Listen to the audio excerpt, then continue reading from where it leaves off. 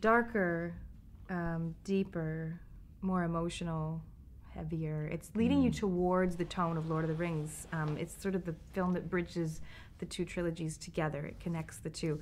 And so it's, for me, as a huge Lord of the Rings fan, I love that about this film, is it sort of feels more in keeping with the Lord of the Rings tone and feel, which is accurate to Tolkien's writing, because essentially this last moment of the book, the last bits of The Hobbit, are what set up Middle-earth for the Lord of the Rings trilogy and the state of Middle-earth when we enter into the Fellowship of the Rings.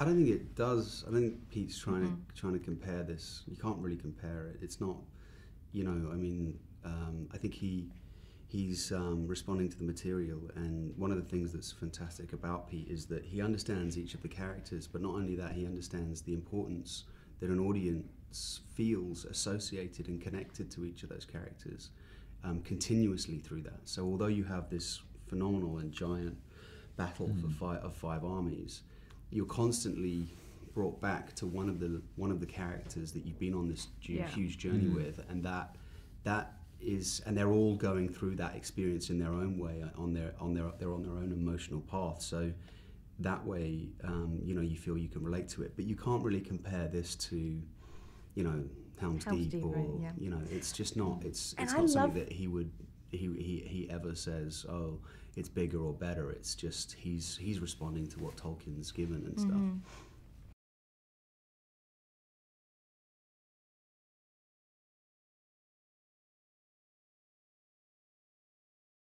I remember the very first scene I shot on set it's in the second movie. It's the scene where I've got the dwarves and I have this incredible confrontation with Thorin Oakenshield, and it was, you know, I was sitting up on that throne and had lots of ideas about the character, but it was really playing the character for the first time, speaking those words, looking into the eyes of Thorin Oakenshield, and that I started to understand the character and have a little window into what Middle-earth is all about, the magic of the place, because we were there, like we were actually inside of this.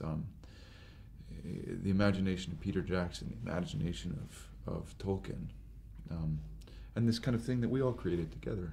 For me, the most mind-blowing moment, I think, was walking onto a soundstage and having Lake Town appear before me. The whole soundstage was flooded with about 2 feet of water.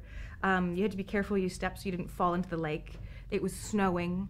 There were, you know, villagers wandering around. There were fishermen. There was, I mean, it was a world. You stepped into a world. You stepped into Middle-earth, and it was just a trip to be inside a building and feel like you are floating on a lake. And it was the entire soundstage. So you could wander through Lake Town, and they'd built it from scratch. It was amazing. I think when I first got off the plane in like 1999, one of the first things I did was go to Weta.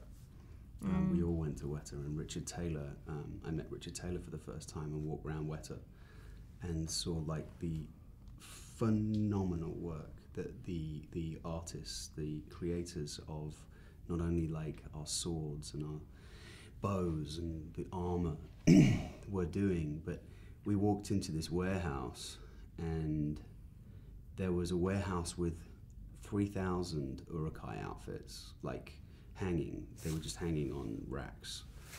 And I just looked at this warehouse full of these these suits, and I was like, wow, this is going to be a massive ride. And I hadn't really fathomed the size of it until I saw that, and it's all just kind of lived up to everything from there.